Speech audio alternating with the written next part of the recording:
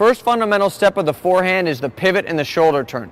From the ready position, pivot with your outside foot, transfer your weight to that foot, get the heel of your inside foot up, and turn your shoulders.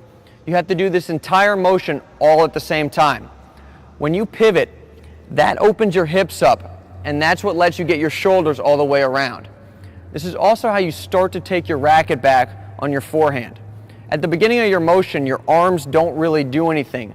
But when you pivot and turn the shoulders, because the shoulders are turning sideways, the racket starts to come back even though the arms don't move. Coming out of his split step, the first thing Frank does is he pivots with his outside foot, transfers his weight to that foot, and he turns his shoulders. This is how he starts his forehand motion. If we take a look from the front, when he pivots, that opens his hips up, and that lets him get his shoulders all the way around.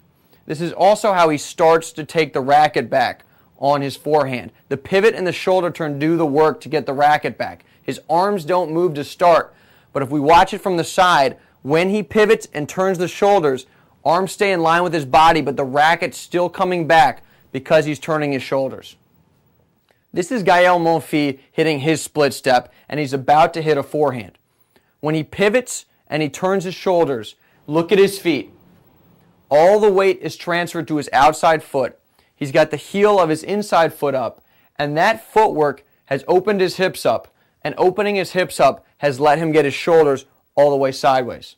Also, take a look at the tennis racket. It started to come back, but the racket and his arms are still in line with his body. It's the shoulder turn that started to take the racket back. His arms haven't moved yet.